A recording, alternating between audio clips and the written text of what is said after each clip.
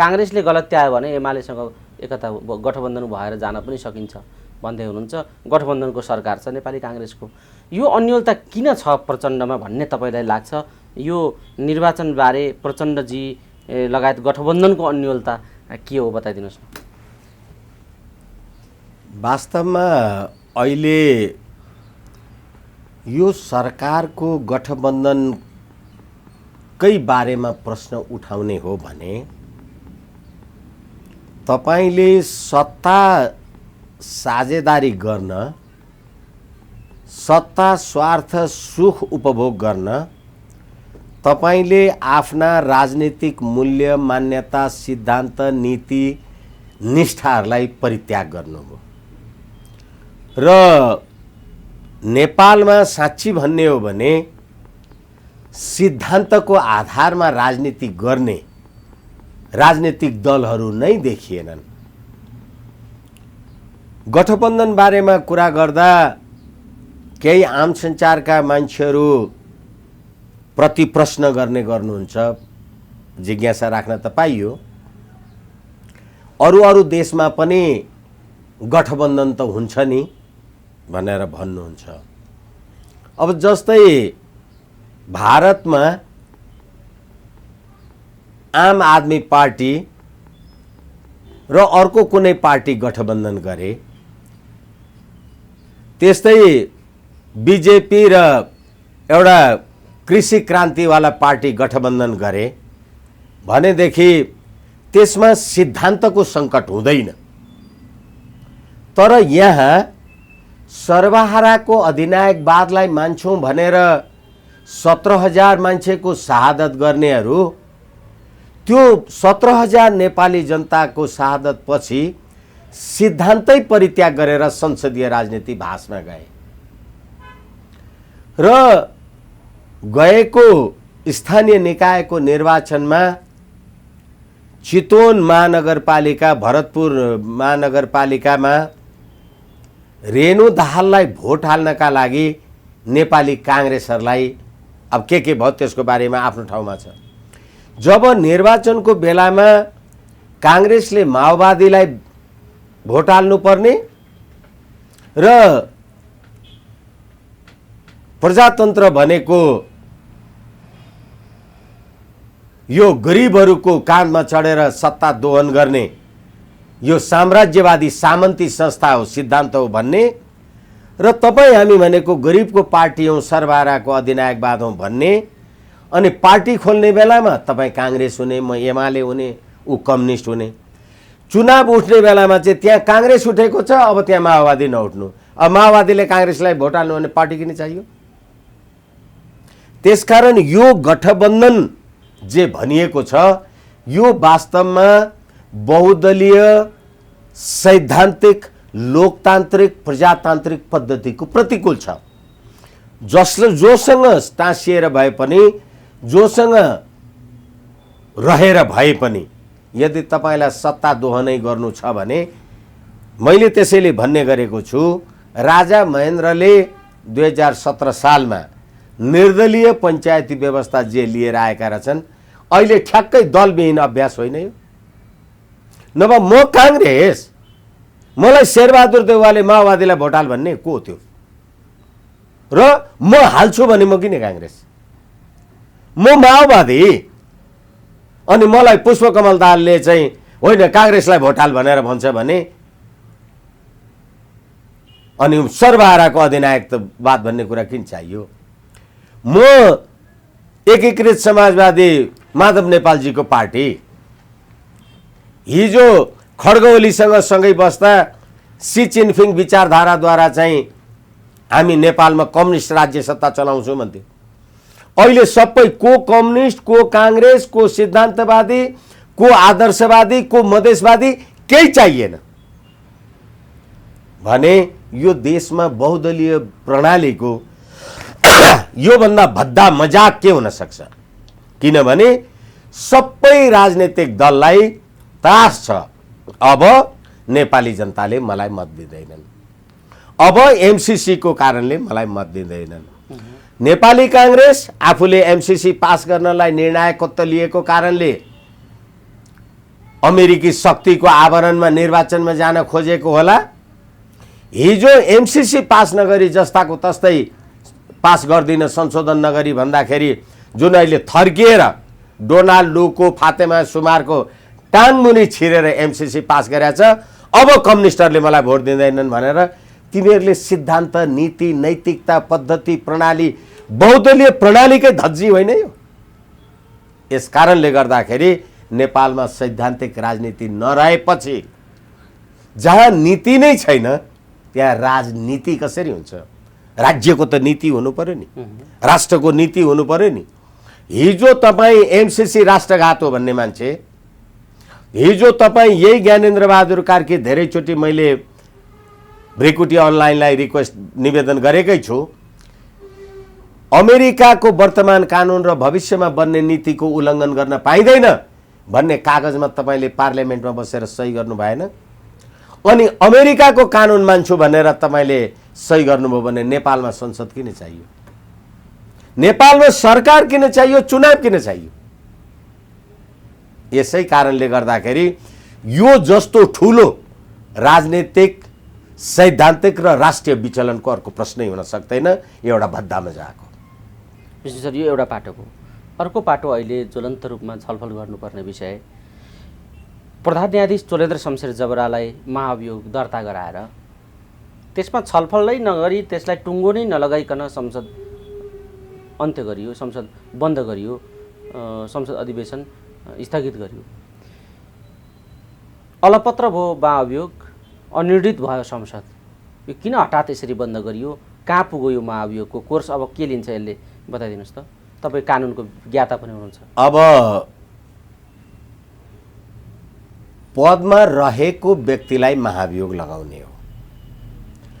तपाईँले अहिले महाभियोग समिति बनाउनु भयो र त्यो महाभियोग समितिले यो महाभियोग लागेको होइन नि, फेरि महाभियोगको लागि निवेदन दर्ता गर्नुभयो, प्रस्ताव पनि भएको छैन। त्यसलाई अब तपाईँले पहिले महाभियोग विशेषाधिकार समिति, महाभियोग समितिमा त्यसलाई पठाउनु भयो। त्यो समितिले कमसेकम 3 महिना टाइम लिन सक्छ हाम्रो प्रतिनिधि सभा नियमावलीको व्यवस्थाले, र महाभियोग 2/3 बहुमतले पारित हुनुपर्छ। यति सबै कुरा जान्दा जान्दै प्रतिनिधि सभाका अहिले त एमाले पनि महाभियोग समितिमा सदस्य भएपछि यति कुरा जान्दा जान्दै यिनीहरू किन सहीछाप गरिराखेका छन्? किनभनेदेखि फेरि पनि उही घुम्दै फिर्दै रुम्जेटार भने जस्तो फेरि पनि यही पद्धति र प्रणालीको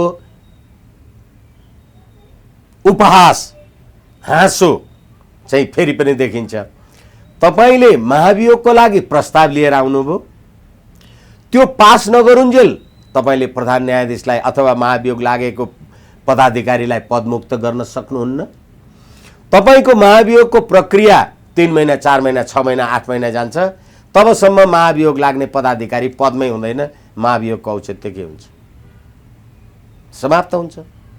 अब महाभियोग तपाईँले जे भनेर महाभियोग लगाउनु भएको थियो, मलाई मेरो पद नै समाप्त भएपछि, पदाधिकार अथवा पदाधिकार होइन, पदावधि नै समाप्त भएपछि अब म त प्रधान न्यायाधीश रहिन, कसलाई लगाउनुहुन्छ? विष्णु भट्टराईलाई व्यक्तिगत लगाउने त कुरा भएन। अब पदमा छैन भने महाभियोग लगाउने कुरा। अनि पदमा हुँदाखेरि अकुत सम्पत्ति कमायो, न्यायपालिका कुनै के तलमाथि गर्यो भन्ने कुरा भन्ने हुँदाखेरि हिजो तपाईँले चोलेन्द्र शमशेर जबराले मन्त्री परिषदमा सरकारमा भाग खोज्यो भनेर महाभियोगका अनेक बुँदा मात्रै यो पनि मध्ये यो पनि राख्नु भएको छ। म प्रधान न्यायाधीश, मैले प्रधानमन्त्री बनाउन सक्छु भने मैले मन्त्री परिषदमा भाग खोजेँ, 2टा मन्त्री राखेँ, के फरक पर्यो? तर फेरि त्यसो होइन, जति मैले प्रधानमन्त्री चाहिँ नियुक्ति गर्न सकेँ, तर म मन्त्रीहरू त नियुक्ति गर्न सक्दिनँ। मैले तपाईँलाई प्रधानमन्त्री नियुक्ति गरेको हो, मैले तपाईँलाई भने 2टा मन्त्री मेरो राखिदिनुहोस्। तपाईँले राख्नुभयो भने म मन्त्री माग्ने चाहिँ अपराधी, तपाईँ मन्त्री नियुक्ति गर्ने चाहिँ निर्दोष। यो यही राज्य प्रणाली होइन यो। अनि पुष्पकमल दाहाल र यो गठबन्धनलाई महाभियोग नलाग्ने भने, त्यसै कारणले गर्दा तपाईँले भन्नुभए अनुसार यो अन्यल किन, यो अस्तव्यस्तता किन भनेपछि महाभियोग देखाउन पनि देखाउने, अनि यता यी सबै संवैधानिक र कानुनी अडचनका बिचमा रहेर त्यसबाट आफू उन्मुक्ति पनि हुने, महाभियोग पारित पनि नहुने भनेपछि यस्तो दुराशययुक्त शासन व्यवस्थाको संविधान, त्यसैले यो नेपाल र नेपाली जनताको सर्वोत्तम हितको लागि संविधान होइन र यिनीहरूले बनाएको भनेको संविधान यो कहिल्यै पनि कार्यान्वयन हुन सकेन। अब फेरि पनि हुन सक्दैन। अहिले फेरि एक थरी प्रश्न उठिराखेको छ। हालाकि सन्धि सम्झौता प्रमाणीकरण गर्नु पर्दैन, त्यसको आफ्नै दार्शनिक र सैद्धान्तिक पक्ष छ। एक थरी मानिसहरू भनिराखेका छन् एमसीसी संसदबाट पारित त गर्नुभयो, प्राविधिक मात्रै, अब यसमा पनि समय रह्यो भने हामी धेरै बहस गर्न सक्छौँ। पारित त गर्नुभयो, तर जुनसुकै पनि कानुनहरू संसदबाट पारित गर्दा त राष्ट्रपतिले प्रमाणीकरण गर्नुपर्छ। यो त राष्ट्रपतिले प्रमाणीकरण गर्नु पर्दैन। अब नेपाली जनताले बनाएको कानुन चाहिँ राष्ट्रपतिले प्रमाणीकरण गर्नुपर्ने, अमेरिकाको कानुन मान्नलाई बाध्य छु भनेर सैछाप गर्ने अस्तिको यो प्रतिनिधि सभा अब यो अमेरिकाको कानुनको लागि चाहिँ फेरि प्रमाणीकरण गर्नु पर्दैन, नेपालको कानुनभन्दा बलियो पनि हुन्छ अनि नेपाली जनताले त्यसलाई मान्नु पनि पर्छ भने चाहिँ सम्प्रभुता पनि विवादमा पर्नु। त्यो ठाउँमा अहिले महाभियोगको प्रश्नलाई जसरी तपाईले सम्बोधन गर्नुभयो, मैले त राष्ट्रको सम्प्रभुताको प्रश्न देखिराखेको छु। अब यो कुरालाई नेपाली जनताले अनुभूत गर्ने हो भने अब गठबन्धनलाई मतदान गर्ने होइन। गठबन्धनले नेपाल र नेपाली जनताको हित, शान्ति, समृद्धिलाई होइन कि अमेरिकाको कानुन मान्छु, अमेरिकाको सुशासन मान्छु भनेर प्रतिनिधि सभामा बसेर जसले यसलाई अनुमोदन गर्नुभयो ती सम्पूर्ण राजनीतिक दललाई मत हाल्ने होइन। एमाले एउटा पार्टी हेर्नुस्, कहिलेकाहीँ न नर न नारी जस्तो सधैँ शेरबहादुर देउवा प्रतिनिधि सभाको बैठक बोलाउने, नेकपा एमाले संसद अवरुद्ध गर्ने, यही अग्निप्रसाद सापकोटा 7 मिनटमा प्रतिनिधि सभा बन्द गर्ने। जब एमसीसी टेबल गर्ने, एमसीसी प्रस्ताव गर्ने दिन आयो,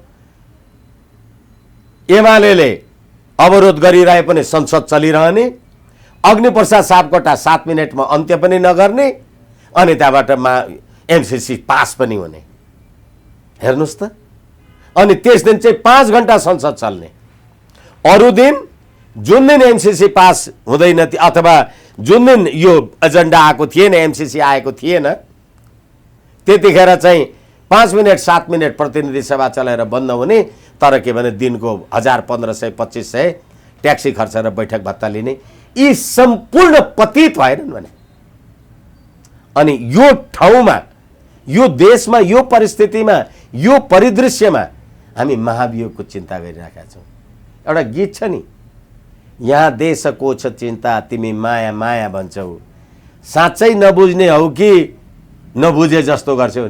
यत्रो राष्ट्रघातको बारेमा, यत्रो यो राष्ट्रघाती राज्य प्रणालीको बारेमा खोइ हाम्रो चिन्ता र चासो। अनि अब अहिले कसैलाई राजनीतिक दल चाहिएन, सिद्धान्त चाहिएन, नीति चाहिएन, नीति चाहिएन, पद्धति चाहिएन, प्रणाली चाहिएन। तपाईँ कांग्रेस, म माओवादीलाई भोट हाल्नुहोस्, म माओवादी त्यो समाजवादीलाई भोट हाल्नुहोस्, त्यो समाजवादी यो कांग्रेसलाई भोट हाल्नुहोस्। किन चाहे पार्टी, किन चाहे सिद्धान्त। यस्तो राज्य प्रणाली भएको ठाउँमा अनि यो महाभियोग त मलाई लाग्छ यो त एकदमै न्यून बिन्दुमा झरिसक्यो। विशेष यो एउटा समग्र राजनीतिको जुन धमिलो र संवैधानिक जटिलता र प्रश्न संविधानले उत्पन्न गरेका संवैधानिक सवालहरूलाई तपाईँले जसरी जोड्नुभयो, यसका अपरिपक्वता, यसका कमजोरी र यसका सीमाहरूको बारेमा जुन खालको ढङ्गले लामो समयदेखि भन्दै आउनुभएको छ, यो एउटा सङ्क्रमणतर्फ विकास भइराखेको छ। समग्र राजनीति अझ एमसिसीले त झन् गिजोलेर यो चाहिँ अझ सङ्क्रमणकालीन स्थितितर्फ नेपालको राजनीति र नेपालको संविधानलाई पुर्याइदिएको छ। ठिक यही बेला चाहिँ अमेरिकी सैनिकको उपस्थिति भयो नेपालमा र अमेरिकी सैनिक जहाज काठमाडौँमा आयो भन्ने कुराले धेरै ठुलो आशंकाहरू पैदा गरेको छ। यो जहाजले के ल्यायो, त्यसमा को आयो, त्यो कहाँ गयो, कहाँबाट कता हुँदै आएको थियो, त्यो काठमाडौँ एयरपोर्टमा किन आयो भन्ने कुराको जानकारी न त गृह मन्त्रालयले दिन्छ, न परराष्ट्र मन्त्रालयले दिन्छ, न त नेपाली सेना नै बोल्छ यस विषयमा। कोही पनि बोल्दैन, यसको प्रश्नोक्ति कसैले पनि गरेन र जनतामा ठुलो आशंका पनि पैदा भयो। यो चासोको विषय पनि छ। यो जहाज किन आयो, किन ल्याइयो, यसले कस्तो अर्थ राख्छ, आउँदैमा जहाज आउँदैमा यत्रो आशंका व्यक्त गर्नुपर्ने किन, आइसकेपछि यसलाई प्रश्न गर्नु नपर्ने किन? तपाईँ के भन्नुहुन्छ यो विषयमा बताउनुहोस् त। मैले धेरैचोटि प्रश्न भनिसकेको छु। मलाई जहाँसम्म लाग्छ 8 नोभेम्बर 2019मा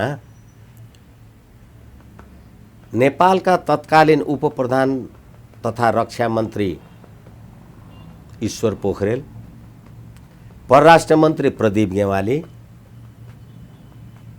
र सैन्य प्रमुख पूर्णचन्द्र थापा के शर्मा, अहिले मैले भएन, उहाँहरूसँग अमेरिकाको आइपिएस मामिला सम्बन्धी उपमन्त्री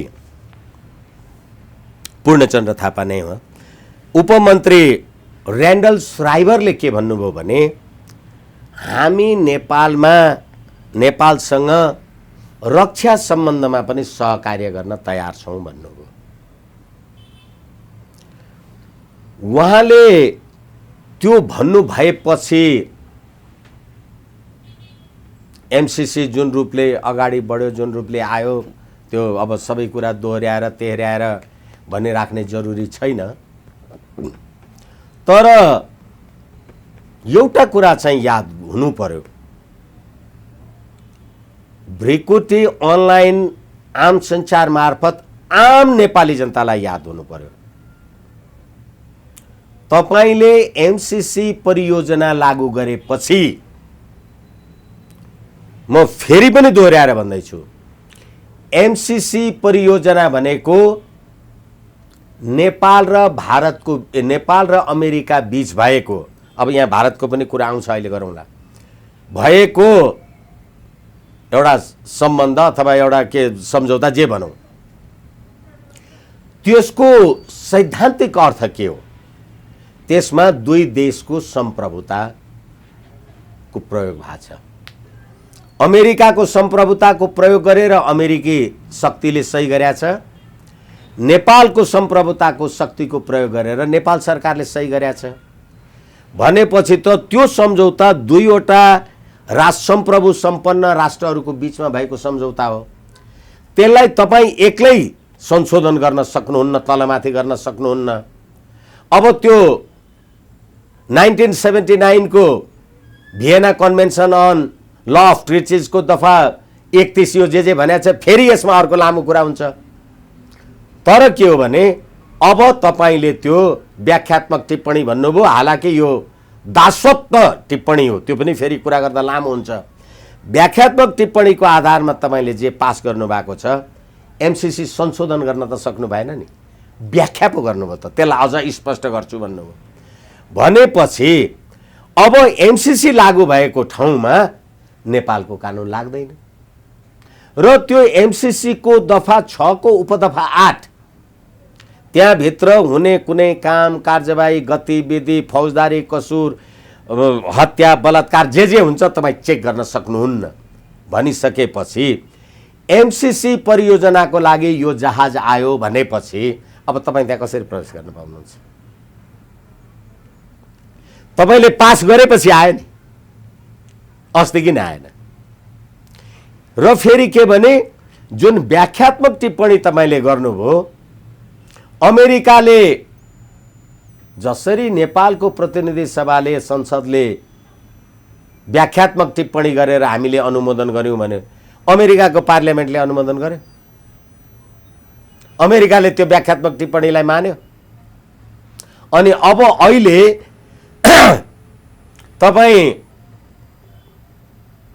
धतुरो त रोपेको थिए, अब दाना लाग्यो त्यो गुलियो हुन्छ कि खाएर बौलाउँछ भनेर सोध्ने जस्तो कुरा अब हाम्रो आम सञ्चारहरू सोध्दैछन्। जे रोप्नु भएको त्यो फल्यो। र अहिले पनि फेरि पनि मैले निवेदन गरेँ, रसुवा, केरुङ, काठमाडौँ, बुटवल हुँदै गोरखपुरसम्म जाने विद्युत प्रसारण लाइनमा भारतसँगको अनुमोदन नेपालले केही लियो? भारतसँगको कुनै छलफल यो बीचमा केही कुरा आयो? अनि भारतीय भूमिमा विद्युत लाइन प्रसारण हुन्छ भने त्यहाँ भारतीयहरूको चासो छैन होला? भारतीयहरू किन चुप लागेर बस्या होलान्? अनि अहिले सैन्य आएको सैन्य गएको कुरा हामी जे गर्छौं, अहिले अमेरिकन राजदूतावासमा के छ, कुन शक्ति छ, कतिको सूर्यबहादुर थापाको टाइममा 32 वटा बाकसको त्यत्रो कूटनीतिक हल्ला चलेको थिएन रुसी युएसएसआर सोभियत संघ हुँदाखेरि? अस्ति भर्खरै त आम सञ्चारमै हामीले हेर्यौं, सुन्यौं, बतासलाई नारायण हिटी दिने सिने कुरा आदि इत्यादि जे गर्दाखेरि पछि त्यहाँ छानबिन गर्दा अब लिपुलेक लिम्पियाधुरा र कालापानीको विवाद त चल्यो। लिपुलेक लिम्पियाधुरा र कालापानीको विवाद चल्दाखेरि श्याम शरणले त भन्नुभयो नेपाल भारत शान्ति तथा मैत्री सन्धिको सकल प्रतिलिपि ल्याऊ, 1816 को सुगौली सन्धिको सकल प्रतिलिपि ल्याऊ भन्दाखेरि त्यतिखेर नारायण हिटी राजदरबारमा रहेको रातो बाकस हरायो भनेपछि हाम्रो सन्धिको सकल प्रति हराएपछि अनि लिपुलेक लिम्पियाधुरा कालापानी यी सम्पूर्ण कुरामा श्याम शरणले सकल प्रतिलिपि ल्याऊ भने, त्यसै गरेर जब तपाईले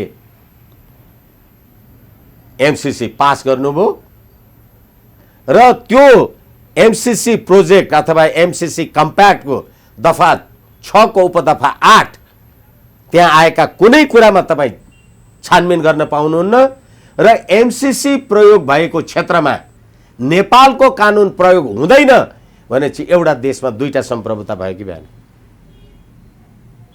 एउटा देशमा दुईटा सम्प्रभुता भयो भनेदेखि म अब एमसीसी को नाउँमा अझ मलाई त लाग्छ यो अहिले जहाज आउनुको कुरा यहाँहरूले निवेदन गर्दा मैले त धेरैचोटि भनेको छु, यो त 1816 को सुगौली सन्धि भन्दा पनि मेरो विचारमा यो 1950 को नेपाल भारत मैत्री सन्धि भन्दा पनि यो 52 को महाकाली सन्धि भन्दा पनि नेपाल राष्ट्रलाई यो ब्रिटिस इस्ट इन्डिया कम्पनी 200 वर्ष अगाडि भारतमा आए जस्तै अब अमेरिका नेपाल प्रवेश गरेछ। किनभने आज पनि एउटा अखबारमा कहीँ हेरिँदै थियो, कूटनीतिमा राज्यहरूको सम्बन्धमा रणनीतिक सम्बन्ध र राजनीतिक सम्बन्ध हुन्छ अरे, सीमाना नजोडिएको क्षेत्रमा राजनीतिक सम्बन्ध हुन्छ अरे, भूगोल नजोडिएको ठाउँमा, भूगोल जोडिएको ठाउँमा चाहिँ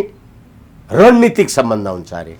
नेपाल र भारत, नेपाल चीन र भारतको त रणनीतिक सम्बन्ध हुने भयो नि, नेपालका लागि भारत र चीन त रणनीतिक सम्बन्ध हुने भयो, तर अमेरिकासँग त चीनको सम्बन्ध जोडिएको, अमेरिकासँग त चीनको सम्बन्ध रणनीतिक सम्बन्ध त थिएन, भूगोल त जोडिँदैन। तर एमसीसी पास गरेपछि तपाईले अमेरिकालाई चीनको सिमानामा बोलाउनु भयो, त्यसकारणले आयो होला जहाज। तपाईको हेर्ने के तागत छ र? किनभने डोनाल्ड लूले एउटा टेलिफोन गरेर थर्काउने बित्तिकै तपाईहरु सबै 5-7 वटा राजनीतिक दलका के हुनुहुन्छ सबै कायल भएर कान समातेर एमसीसी पास गर्नुभयो। विष्णु सर, यो एउटा आत्मसमर्पणको नाङ्गो रूप हो भन्ने ढङ्गले तपाईले देखाइदिनुभयो चित्र, यो आफ्नो ठाउँमा छँदैछ।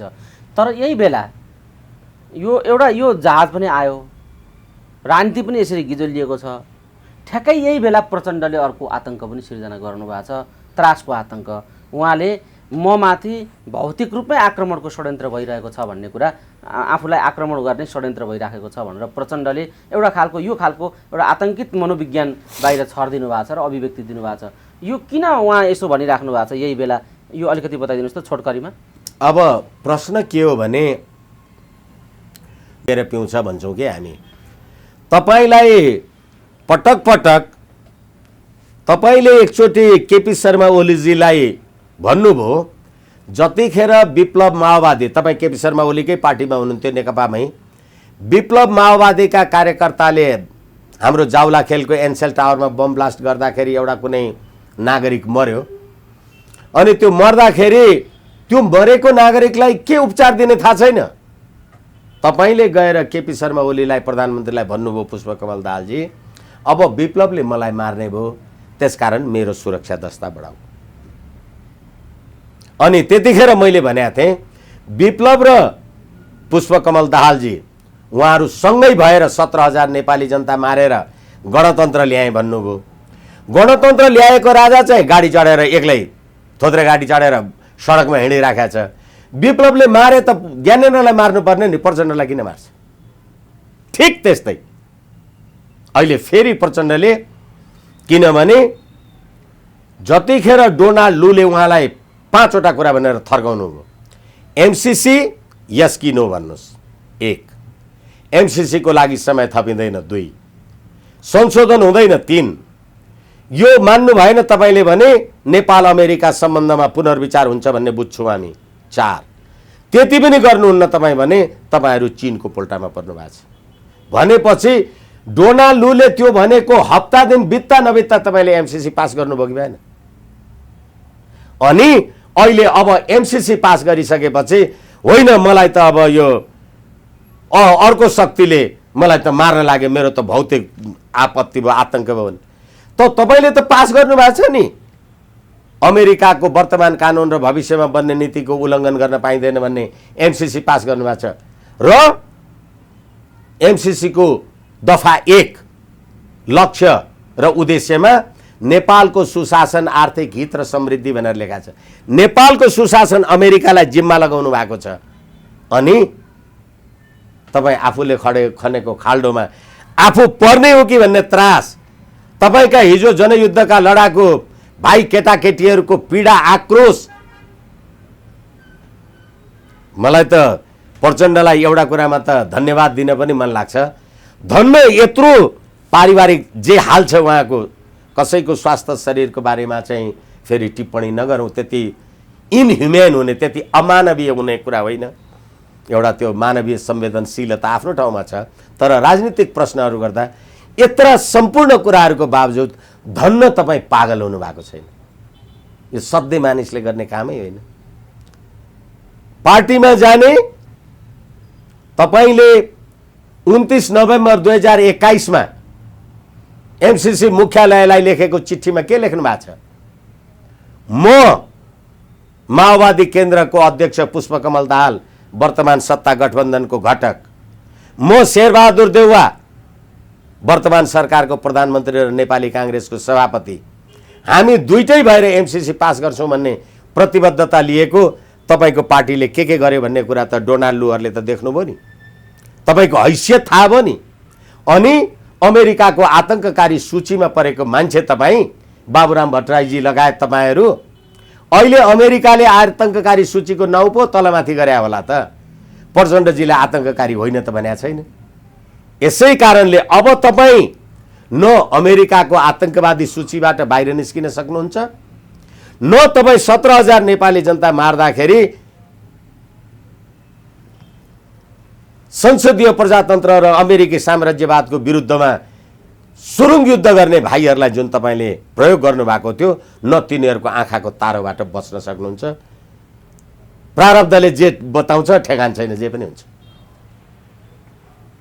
विशेष सर, हामी कुराकानीको अन्तिम चरणमा छौँ, ठ्याक्कै थोरै अन्तर्राष्ट्रिय कुरा गरौँ।